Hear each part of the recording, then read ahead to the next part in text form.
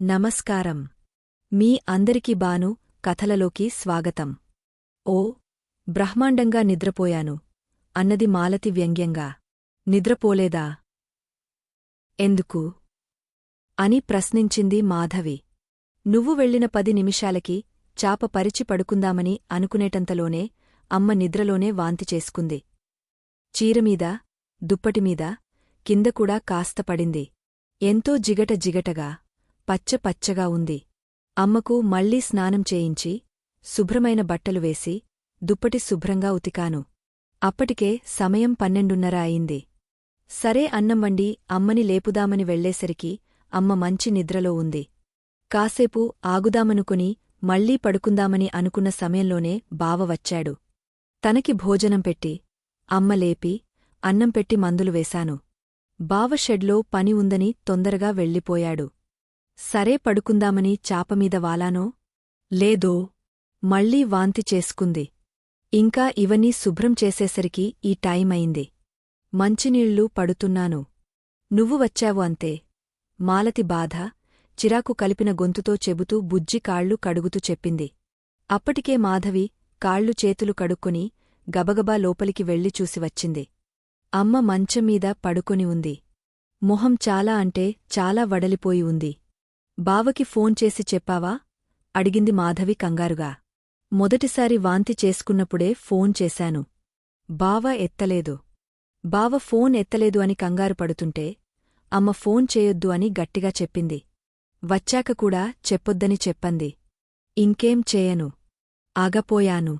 వచ్చినప్పుడు కూడా చెప్పలేకపోయాను అని చెప్పింది మాలతి. అమ్మ అలాగే చెబుతూ ఉంటుంది. నువ్వు బావకి ఎందుకు ఫోన్ చేయలేదు? కోపంగా అంది మాధవి. నువ్వు పెళ్లికైనా ఒప్పుకోవచ్చు కదా? లేదా కనీసం అమ్మకి ఆపరేషన్కైనా ఒప్పించవచ్చు కదా? అంది మాలతి బాధగా అమ్మ వంక చూస్తూ. ఇదంతా నీ మూలానే జరిగింది. నాకు చెప్పే బదులు నువ్వే బావతో పెళ్లికి ఒప్పుకొని ఉంటే అమ్మకు ఆపరేషనెప్పుడో అయిపోయి ఉండేది. బావని నువ్వు చేసుకోలేదుగాని నన్ను చేసుకోమని చెప్తున్నావా? అని కోపంగా మాధవి అనేసరికి అందరూ నన్నే తిట్టండి. అమ్మ కూడా ఆపరేషన్కి ఒప్పుకో అంటే నన్నే తిట్టింది. ఇందాక కుమార్ బావ వచ్చి, నిన్నేగా చందన వాళ్లు వచ్చి వెళ్లారు. అంత తొందరగా వెళ్తే వాళ్లు ఏమనుకుంటారు? ఎందుకు పంపించావు? అని నన్నే అన్నాడు. నువ్వు కూడా నన్నే అను. అయినా నాకెందుకే? నేను వెళ్ళిపోతున్నాను. నీ పాట్లేదో నువ్వే పడు అంటూ మాధవి ఇందాక గోడ పక్కన పెట్టిన సంచిని అందుకుని రెడీ చేసుకుని బుజ్జిగాడిని తీసుకుని బయటకు నడిచింది. మాలతి అలా బయటకు నడుస్తుంటే మాధవి ఆశ్చర్యపోయింది. మాలతిని ఎప్పుడు ఎవరు ఏమన్నా ఎక్కువ బాధపడదు. సైలెంట్గా ఉండిపోతుంది. అక్కేంటి ఇంత కోపంతో ఉంది? అనుకుని మాధవి పరిగెత్తుకుంటూ వెనకాలనుంచి మాలతిని పట్టుకుని మెడ చుట్టూ చేతులు వేసి ఆపింది. ఏదో కోపంగా అన్నానులే అక్కా. దానికే అలిగా వెళ్ళిపోతావా? రాత్రి వరకు ఉంటాను అన్నావుగా. ఉండు. సోయి. సోపి అన్నది. మెడ చుట్టూ చేతులు వేయగానే మాలతి కోపం ఎగిరిపోయింది. అసలు మాలతికి అసలు కోపం రాదు, వచ్చిన తొందరగా ఉండదు. నవ్వుతూ ఫోన్లో గణేష్ బావ మెసేజ్ చూపిస్తూ, కోపం ఏమీ లేదులే. మీ బావగారు మధ్యాహ్నమే తలనొప్పిగా ఉందని ఇంటికి వచ్చేశారు. నన్ను కూడా రమ్మన్నారు. కాని నువ్వు బుజ్జిగాడితో చందనవాళ్ల ఇంట్లో ఉన్నావని చెప్పి వెళ్లలేదు. నువ్వు వచ్చావు కదా, ఇప్పుడు ఇంటికి వెళ్తున్నాను అని చెప్పింది. అయితే బావగారు రారా? నువ్వు బుజ్జిగాడితో ఒంటరిగా ఎలా వెళ్తావ్? అంది దిగులుగా మాధవి. మెయిన్ రోడ్డు వరకు వెళ్తే చాలు, అక్కడినుంచి 2 ఆటోలు మారి వెళ్ళిపోతాలే అన్నది మాలతి ముందుకు నడుస్తూ. మెయిన్ రోడ్డు వరకు బుజ్జిని ఎత్తుకుని తోడుగా రానా? మాధవి అడిగింది. అమ్మకి తోడుగా ఉండు చాలు అని చెప్పి బయటికి వెళ్ళిపోయింది మాలతి. లోపలికి వచ్చి అమ్మను చూస్తుంటే ఏడుపొచ్చింది మాధవికి. కుమార్కి ఫోన్ చేస్తుంటే ఎత్తలేదు. బిజీ అని వచ్చింది.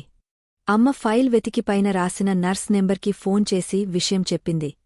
నర్స్ ఇచ్చిన మందుల్లోనుంచి ఒక మందు పేరు చెప్పి అది వేయమని చెప్పి తొందరగా ఆపరేషన్ చేసుకోకపోతే ప్రాణానికే ప్రమాదమని చెప్పటమే కాకుండా అమ్మ ఆపరేషన్ సిద్ధం చేసి ఆనందంగా తీసుకుని రావాలి అని సలహా కూడా ఇచ్చింది.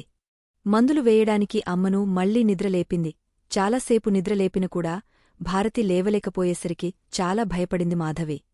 అమ్మా అమ్మా అని గట్టిగా పిలుస్తూ భారతి భుజాలను కదిపింది. ఊ అంటూ కళ్ళు తెరిచిన భారతిని చూసి అమ్మయ్య అంటూ నిట్టూర్చింది. నిద్రలేచిన భారతి వాంతి వస్తుందని ఈసారి బయటికి వెళ్లి చేసుకుంది. మాధవి అమ్మ పక్కనే ఉండి అయిపోయినక బాగా నీళ్లు పోసి శుభ్రం చేసింది. అమ్మకు నీళ్లు అందిస్తే భారతి ముఖం కడుక్కొని నీరసంగా ఇంట్లో వచ్చి కూర్చుంది. టాబ్లెట్ ఇచ్చి, ఇది వేసుకో వాంతులు తగ్గపోతాయంట అని చెప్పింది మాధవి. భారతి మందులు వేసుకుని నీరసంగా పడుకుంది. మందులు వేసుకున్నాక ఇంక వాంతి చేసుకోలేదు భారతి. రాత్రి కొద్దిగా పెరుగన్నం తిని మళ్లీ మందులు వేసుకుని పడుకుంది. మాధవి మాత్రం రాత్రి బావతో మాట్లాడాలని అనుకుంది. ఒకవేళ తాను నిద్రపోయినా కుమార్ అన్నానికి లేపుతాడు అనుకుని కిటికీలో అన్నం పెట్టకుండా అలాగే అమ్మ మంచం పక్కన కింద చాప వేసుకుని పడుకుంది. చాలాసేపు కుమార్తో ఏమీ మాట్లాడాలో ఆలోచిస్తూ అలానే నిద్రలోకి జారుకుంది. చాలాసేపటి తర్వాత మెలకువ వచ్చి టైం చూస్తే 12:30 అయింది. బావ ఇంకా రాలేదని కోపం వచ్చింది. లేచి హాల్లోకి కిటికీలోంచి చూసేసరికి కుమార్ నిద్రపోతూ కనిపించాడు. నన్ను లేపలేదు. నిద్రపోతున్నాడు. ఇంతకీ అన్నం తిన్నాడా లేదా అనుకుంటూ బావా బావా అని పిలిచింది. మూడో పిలుపుకి లేచిన కుమార్ ఏంటి అన్నాడు నిద్రమత్తులో. నేను అన్నం ఇక్కడ పెట్టలేదు. నువ్వు నన్ను అన్నానికి లేపలేదు. బయటనుంచి తినివచ్చావా అన్నది మాధవి. లేదు. నువ్వు మర్చిపోయావేమో అనుకున్నాను. పడుకున్నావేమో అనుకుని ఎందుకులే లేపడం అనుకుని లేపలేదు అన్నాడు కుమార్. అబ్బో ఎంత జాలో నామీద. నేనేం మర్చిపోలేదు. నీతో మాట్లాడాలని అన్నం పెట్టలేదు. పెట్టకపోతే లేపుతావు అనుకున్నాను. ఇలా నామీద లేని జాలి పడతావనుకోలేదు అన్నది మాధవి కోపంగా. ఇప్పుడు ఈ మాటలు చెప్పడానికేనా నన్ను నిద్రలేపింది. ఈసారి అలాగే నిద్రలేపుతాలే అన్నాడు కుమార్ చిరాగ్గా. కాదు, నీతో మాట్లాడడానికి లేపాను. తాళం తీస్తాను. లోపలికి రా. అన్నం తిన్నాక మాట్లాడుకుందాం అని చేతిలో ఉన్న తాళం చెవితో తలుపు వైపు నడవపోయింది. ఈ సమయంలో అన్నమేంటి? ఇప్పుడేమీ వద్దు. ఏం మాట్లాడతావో ఇక్కడినుంచి మాట్లాడు అన్నాడు కుమార్ విసుగా. లేదులే, తాళం తీస్తాను అని మాధవి అంటుండగానే వద్దు అన్నానా అని ఒక్కసారిగా అరిచేసరికి ఉలిక్కిపడి ఆగపోయింది మాధవి. ఇంకా ఉంది. అమూల్యమైన మీ సలహాలను కామెంట్ల రూపంలో అందిస్తారని ఆశిస్తూ మీ ఎస్.జె. బాను. మీకు ఈ కథ నచ్చినట్లయితే లైక్ చేయండి, షేర్ చేయండి. ఇంకా బాను కథలును సబ్స్క్రైబ్ చేయడం మర్చిపోకండి. Thank you.